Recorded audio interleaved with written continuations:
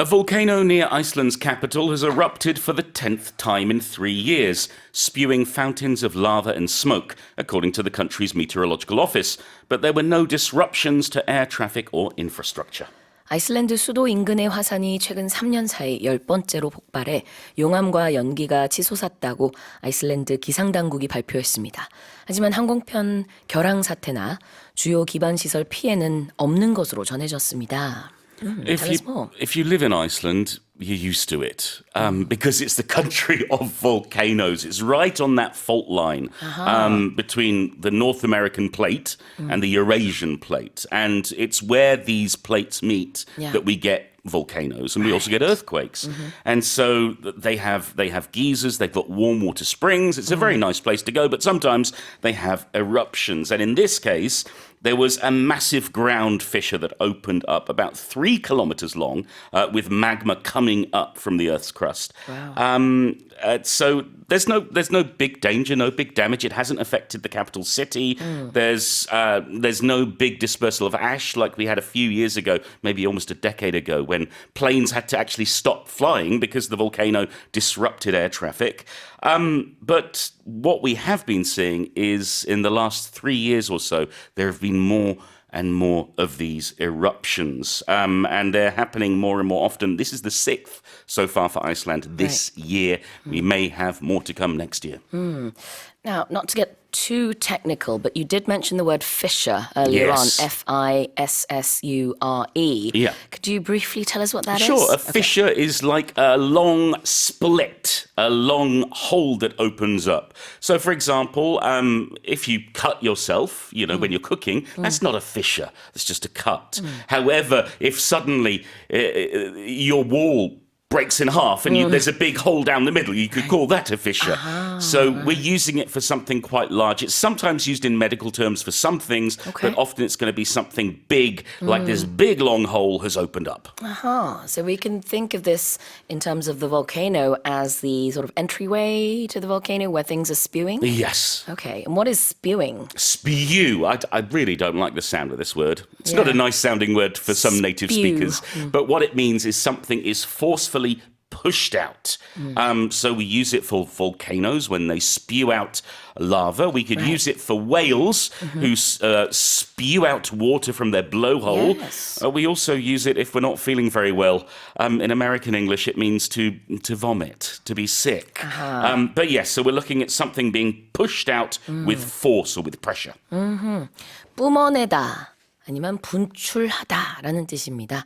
고래가 이렇게 숨을 쉬기 위해서 숨을 물속에서 참다가 그 다음에 이렇게 머리 위에 있나요? 그 구멍, 숨구멍으로 이렇게 물을 뿜어내잖아요. 이것도 spewing이고 그 다음에 화산재가 이렇게 화산에서 나올 때 그것도 이제 뿜어낸다라고 표현을 하는데 또 다른 의미는 조금 아침 시간에는 불편할 수 있지만 구토를 한다. 이런 의미도 있습니다. We could also use it when someone gets very angry. They start to spew insults at you. 뭔가 뱉어내는, 뿜어내는 그런 말들. 그래요. What about disruption? Well, it's something that's going to cause a problem, that's going to cause things to slow down or be delayed or to even stop. For example, let's say there's a traffic accident. If there's a car crash, that is a disruption. It means other cars have to slow down, they have to go around. There's going to be all sorts of problems. In this case, sometimes when a volcano erupts, it causes problems with air traffic and infrastructure, but here there was no disruption. 여기서 말하는 disruption은 무언가의 지장이라고 볼 수 있을 것 같은데요. 교통에 큰 지장이 없었습니다. 항공 결항 사태도 없었고요. 기반시설 피해도 없었으니까요. 그래서 그런 의미에서는 disrupt가 사실 방해하다의 의미인데 그런 이제 일반 생활에 큰 지장은 없었지만 그래도 화산이 폭발을 했으니까 또 상당히 우려가 되는 상황이긴 했을 것 같아요. Right, so let's read the headline again. A volcano near Iceland's capital has erupted for the 10th time in 3 years, spewing fountains of lava and smoke, according to the country's meteorological office. But there were no disruptions to air traffic or infrastructure. And let's move on to the next headline. This is number 4. Russia's President Vladimir Putin has signed a law that allows debt forgiveness of up to 10 million rubles, or about 135 million won, for new recruits signing up to fight in Ukraine. 블라디미르 푸틴 러시아 대통령이 우크라이나와의 전투에 참전하는 신병의 채무를 면제해주는 법안에 서명했습니다. 이에 따르면 이들은 최대 1,000만 루블, 우리 돈으로 약 1억 3,500만 원까지 채무를 탕감받을 수 있습니다. So basically Russia's saying we will write off your debt Yes. if you come and fight in the war where you might die. Well, this is the thing. This is a dangerous task to take on, but if you're desperate and if you're debt-ridden, this could be a way for you to get your debt forgiven. However, I should say this doesn't apply to any soldiers who have already enlisted. So those who are already fighting against Ukraine, sorry, you're not going to get your debt forgiven if you have it. Interesting. The biggest issue is that Russia has been losing forces. There's an estimate from the NATO Secretary General who says something like 600,000 Russian forces have been killed or injured in the Ukraine war since it began in February 2022. So we're talking about hundreds of thousands of forces. Right. And so I guess the Russian government, the Russian military are thinking, we need more soldiers. How are we going to get people to volunteer? Well, we'll pay off their debt. Exactly.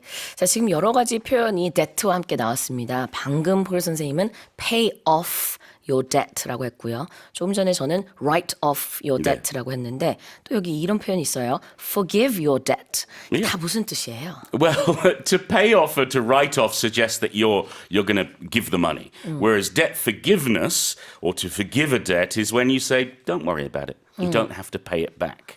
And we use this as a term, a formal term, when like a government will take over your debt for you. You don't have to worry about it. Or a company says, you know, that's fine. We're going to forgive your debt. You don't have to pay us anymore. 그렇죠. 빚이 있는데 그 빚을 더 이상 갚지 않아도 된다라고 빚을 탕감해 주는 거를 영어로는 빚을 용서해 준다라고 표현을 해요. 그래서 debt forgiveness라는 단어가 나와 있죠. 이게 바로 채무 탕감, 면제가 되겠습니다. And to sign up for the war. Meaning sign up. to join, to become a member of whatever it is. In this case, to enlist, to become a soldier. Yeah. But when we sign up for something, we're saying, I want to be a part of it. And literally sometimes we're signing our name to say, I want to be a part of it. 네, signing 하는 거는 서명하는 건데 sign up라는 것은 내가 뭔가를 가입하다, 뭐 서명을 해서 가입한다는 뜻이 있죠. 그래서 여기서 말하는 거는 이 전쟁에 내가 참여를 하겠다라고 참전을 하겠다라는 의사를 밝히는 그런 신병들의 얘기입니다. 그렇게 하면은 그러면 혹시 빚이 있는 사람들 같은 경우는 우리 돈으로 1억 3,500만 원까지 채무 면제 탕감해주겠다. 네. 이런 방침이네요. Let's read the headline again. Russia's President Vladimir Putin has signed a law that allows debt forgiveness of up to 10 million rubles, or about 135 million won, for new recruits signing up to fight in Ukraine. All right, let's move on to the final headline. More than 10% of South Korea's workforce has been replaced with robots, making it the country with the highest robot density in the world, according to a new survey.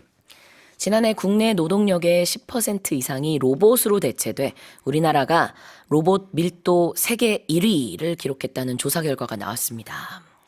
Yes, so this is for me very surprising news. Maybe not for employees who work alongside robots. The International Federation of Robotics have got this report. We're seeing robotics trend globally, but Korea is leading the transition to a robotic workforce. We're seeing 1,012 robots per 10,000 employees, which is quite incredible. Right. And we've seen an increase of the use of robots by 5% each year since 2018. I have to say Singapore is catching up as well. They're in second with 770 robots per 10,000 employees. So it looks like Korea is leading the way. I have to say I bought a coffee yesterday and it was made by a robot. I actually love those coffee making robots. The one with the one arm, right? Yes. Yes. 자, 우리나라는요. 그러니까 근로자 10,000명당 로봇이 1,012개가 있다고 합니다. 통계적으로. 이 전 세계에서 가장 높은 비율이에요. 그 다음으로 싱가포르는 10,000명당 770개의 로봇이 지금 이를 대체하고 있다고 하는데 이제 국가별로 봤을 때는 우리나라가 가장 로봇 밀도가 높대요. Let's look at two expressions. To be replaced with. Meaning we're changing something out or someone out. Let's say B is the thing we're using.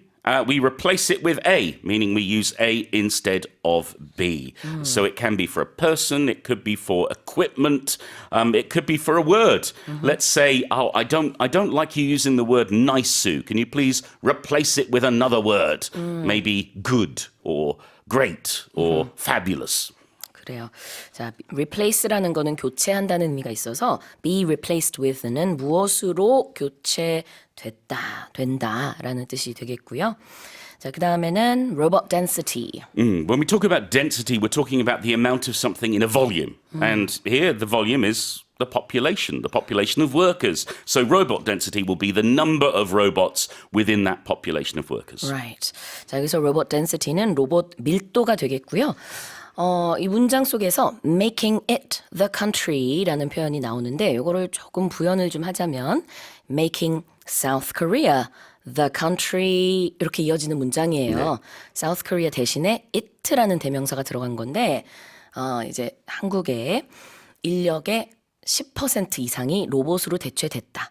그래서 한국이 이제 가장 로봇 밀도가 높은 나라가 됐다. 네. 이런 문장 구조입니다. So the fact that we have more than 10% of the workforce replaced by robots makes South Korea the country with the highest robot density.